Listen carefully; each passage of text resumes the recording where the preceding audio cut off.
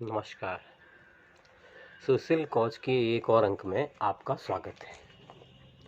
मैं आप लोगों से ये पूछना चाहता हूँ कि क्या आप लोग सुरक्षित हो? अब ये सवाल उठा क्यों? आप ये सब पूछेंगे।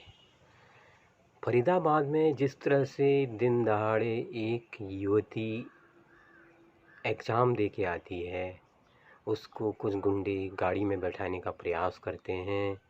जब वो इस प्रयास का विरोध करती है तो उसको सरेआम दिन दहाड़े गोली मार दी जाती है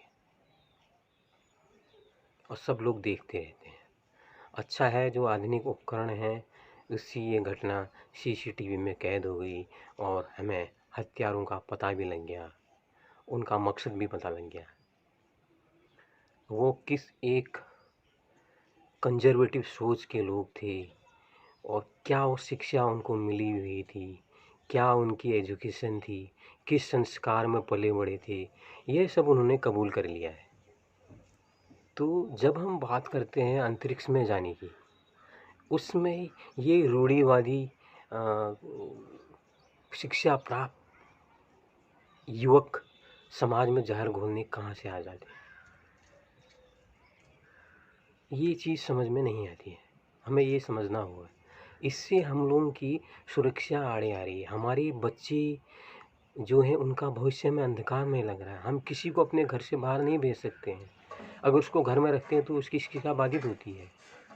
अगर शिक्षा के लिए हम उसको बाहर भेजते हैं तो हमारे मन में हमेशा असुरक्षा का भय रहता है। सरकार कोई क्यों नहीं ऐसे नियम कानून बनाती है जो ऐसे लोग हैं जो दिन दहाड़े बेकसूर महिलाओं तक को नहीं छोड़ रहे, उनकी तक हत्या कर दे रहे हैं। वो अपने राजनीतिक रसूख के दम पर, अपने धन के दम पर दिन दहाड़े गोलियां मार के चले जा रहे हैं और हमारा कानून, हमारा न्याय सबूत पे सबूत बुझाया जा रहा है, जबकि आपको सामने सब कुछ कैमरे में कैद है। उसके लिए कोई प्रमाण की ज़रूरत ही नहीं है। यहाँ पर भी आप जांच कमेटी बैठाओगे, वो जांच कमेटी सालों लगा देगी, तब तक अपराधी की उम्र बढ़ जाएगी। उसके बाद आप उसको दया याचिका के आधार पर उसको बरी भी कर दोगे। ये घिनौना खेल हम लोग समाज के साथ कब तक खेलते रहेंगे?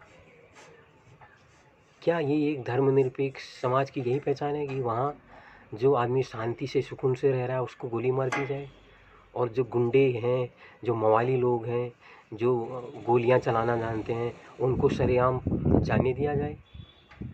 क्या यही धर्मनिरपेक्षता है? क्या यही प्रजातंत्र है जिसके लिए हम लोग लाइन में लग के सुबह से शाम तक वोट डालते हैं और अपने नेता को चुनते हैं, अपने प्रतिनिधि को? क्या सिर्फ इसीलिए कि हमको सुरक्षा न दे पाए? तो लानत है ऐसी धर्मनिरपेक्षता पे और लानत है ऐसे प्रजातंत्र पे।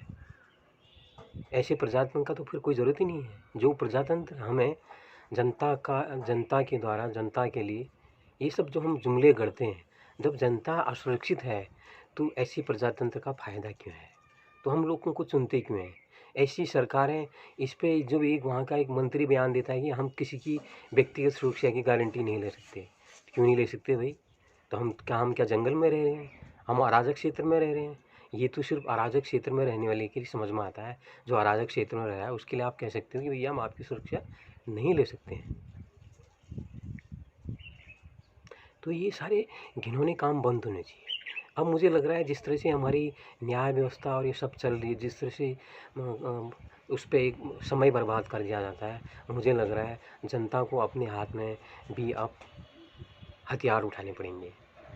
जब ऐसी घटनाओं में जब तक 2-4 गुंडों बदमाशों को मार नहीं दिया जाता है, मुझे लगता है ये लोग कैंसर की तरह समाज पर हावी हो जाएंगे और फिर इन्हीं की चलेगी। फिर यहाँ जो सभ्य लोग हैं, जो सादगी पसंद लोग हैं, फिर वो तो समाज से उड़ जाएंगे, उनका भरोसा भी उड़ जाएगा और समाज में ज़्यादातर गुंडे, बदमाश और मवालियों का राज हो जाएगा। फिर तो ये शिक्षा की और सदाचार की, नैतिकता की फिर बात करना, ये बहस करना सब बेईमानी है। इन सब से हमें ऊपर उठना होगा और ऐसे लोगों पर नकेल कसनी होगी। ऐसे लोगों को हमें, जो दिन दहाड़े गोली मार रहा है, जिसका फुटेज हमारे पास मौजूद है, ऐसे लोगों को सरेआम फांसी पर लटका देना चाहिए या उनको सरेआम जनता के सुपुर्द करना चाहिए। जनता के हवाले कर दो कि जनता जो भी निर्णय लेगी वो कानून को मान्य होगा। तो ये कानून के राज के पालने, जो आपका कानून का राज किसी को दंडित साबित करने में सैकड़ों वर्ष लगा देता है, एक दशक बीत जाता है, वर्षों बीत जाते हैं, तो न्याय की अपेक्षा तो बेईमानी। है। ऐसे में आइए हम सब लोगों को जागरूक बनना पड़ेगा, हम लोगों को सरकार पर दबाव बनाना पड़ेगा। जब तक हम लोग सरकार पे, प्रशासन पे, शासन पे दबाव नहीं बनाएँगे, समाज में कुछ होने जाने वाला नहीं है। अब हम लोगों की सुरक्षा हम लोगों के हाथों में आ चुकी है। तो ये दबाव बनाकर या तो हम सरकारों को इसके लिए तैयार करें, नहीं तो हम लोग खुद सशक्त होने का प्रयास करें। धन्यवाद, नमस्कार।